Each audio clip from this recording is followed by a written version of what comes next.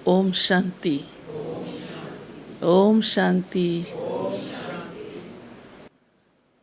प्यारे बाबा हम बच्चों को आकर श्रेष्ठ मत देते हैं, जिसे श्री मत कहा जाता है, क्योंकि वो भगवान की दी हुई है।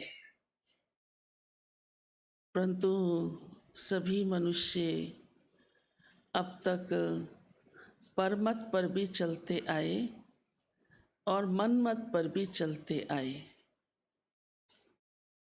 अब परमत तो आप समझते हैं, जिसने भी मत दी उसको परमत कहेंगे। अब वो श्री मत तो नहीं है, मनुष्य की ही मत है। मनुष्य अच्छा भी हो सकता है, परंतु फिर भी मनुष्य दूरंदेशी तो नहीं, विशाल बुद्धि तो नहीं, हद की बुद्धि वाला ही होता है। कहीं पर उसका स्वार्थ भी छिपा होता है। तो बाबा कहते हैं अब परमत पर नहीं चलो। यह परमत अच्छी है, हाँ, मन मत पर चलो भी नहीं चलो। फिर कईयों को मन मत अच्छी लगती है, मैं जो चाहूँ वही ठीक है, इतनी बुद्धि रह जाती है। बस कितना भी कहें कि ये मनमत अच्छी नहीं होती। तो मनमत से और परमत से हम गिरते आए, हमारा उद्धार नहीं हो पाया, उन्नति नहीं हो पाई। अब इसलिए जो श्रीमत मिल रही है उस पर ही हमको चलना है। कई बार तो श्रीमत मिलते हुए भी बीच बीच में मनमत और परमत आ जाती है, तो ये भी फिर आत्मा को नीचे ले आती है ना, उतना ऊंचा नहीं उठने देती।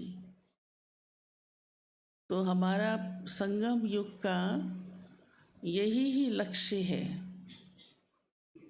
और इसीलिए बाबा हमें इतना ऊंचा जीवन मनुष्य से देवता बना देता है, जो श्रीमत को ग्रहण करते रहते हैं। तो रोज मुरली में हमको श्रीमत मिल जाती है, क्योंकि कोई भी ऐसी बात नहीं है जो बाबा ने ना समझाई हो। तो बाबा ने आज कहा है कि श्री मत पर चलते चलो तो हमारा उद्धार सहज है। क्योंकि बाबा कहते हैं ये पुरुषार्थ का मार्ग है, तो इसमें सभी पुरुषार्थ ही हैं। इसलिए कोई भी एक दूसरे जैसा नहीं हो सकता। रेस भी जब होती है तो कोई आगे कोई पीछे कोई बीच में, तो कोई अगर दो बराबर भी दौड़ रहे होते हैं तो मिनट बाद देखो तो वो भी आगे पीछे हो जाते हैं। जो थोड़ा तेज हो जाता है वो आगे हो जाता है। तो इसको आज बाबा ने कहा ये ह्यूमन रेस है। दुनिया में तो कई रेस चलती है ना, घुड़ रेस भी चलती है, अब तो कार रेस चलती है, और भी कई चलती हैं, वो आपने देखी ही होंगी कैसे एक दो से आगे भागते हैं। अब ये ह्यूमन रेस हमारी है, और इसमें हमारी रेस को क्योंकि बाबा हमें बहुत आगे ले चल रहा है, तो कई प्रकार के पुरुषार्थी हैं, एक जैसे नहीं है। उसमें दो प्रकार के पुरुषार्थी बाबा ने सुनाए हैं। एक है सतो प्रधान और दूसरे हैं तमो प्रधान। अब क्यों बाबा दूसरों को तमो प्रधान कहता है? बाबा ने कहा वो पुरुषार्थ नहीं, किस्मत पर छोड़ देते हैं। वास्तव में रेस का मतलब है पुरुषार्थ करना। अभी भी आप में से दो को दौड़ाएं तो पुरुषार्थ करना होगा ना, भागना पड़ेगा ना, वहाँ ही खड़ा रहे और कहता रहे देख लेंगे मैं पहुँचता हूँ कि नहीं, तो सारे उसका क्या मजाक बनाएंगे ना, भाई कहेंगे दौड़ दौड़। और जब विसल बजने वाली होती है तभी भी सब कहते हैं दौड़, मतलब 1 सेकंड की भी देरी नहीं लगा। तो बाबा कहते जो बच्चे सिर्फ कहते ही रहते हैं जो होगा मिल जाएगा, देख लेंगे, तो उनको कैसा पुरुषार्थी कहा जाए?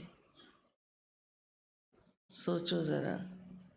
वो तो बाबा कहते हैं मैं स्वर्ग में ले ही जाऊंगा क्योंकि मेरा बच्चा बना है, तो मुझे स्वर्ग का हक माना वर्षा तो उसको देना है, परंतु सतयुग में उसका पद कैसा होगा? तो सतो प्रधान पुरुषार्थी बनो, दौड़ लगाओ पुरुषार्थ की, करते चलो पुरुषार्थ।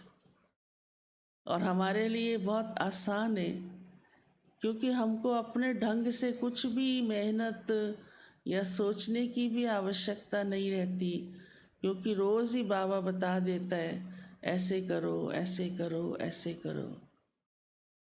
तो बाबा कहते बस उसे फॉलो करते जाओ और आपकी दौड़ लगती जाएगी, आगे बढ़ते जाओगे, दौड़ तीखी होती जाएगी और जीत जाएंगे आप।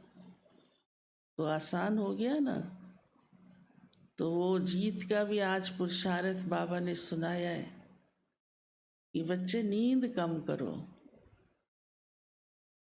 क्योंकि सबसे बड़ा विकार ब्राह्मणों के लिए पांचों को जीतना आसान हो जाता है, लेकिन आलस्य बड़ा विघ्न डालता है।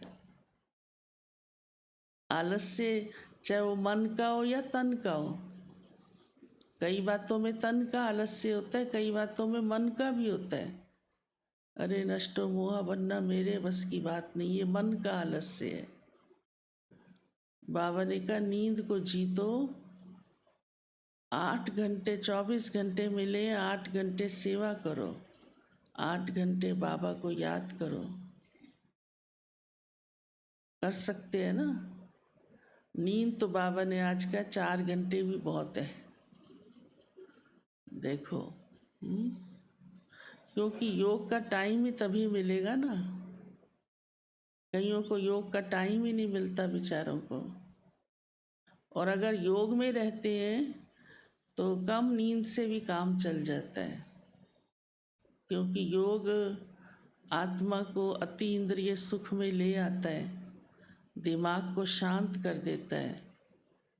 जो नींद से आत्मा रिलैक्स होती है, ब्रेन रिलैक्स होता है, वो योग से ऑलरेडी पहले ही हो चुका होता है। यह भी साइंस ने प्रूव किया है कि जो आत्माएं अपने मानसिक और बौद्धिक स्तर पर शांत रहती हैं, उन्हें कम नींद की ज़रूरत होती है। तो हम तो बाबा के ऐसे ही बच्चे हैं ना। हाँ, तो हम हैं सभी ह्यूमन रेस में दौड़ी लगा रहे हैं, अर्थात पुरुषार्थ कर रहे हैं अपने लक्ष्य तक पहुंचने का।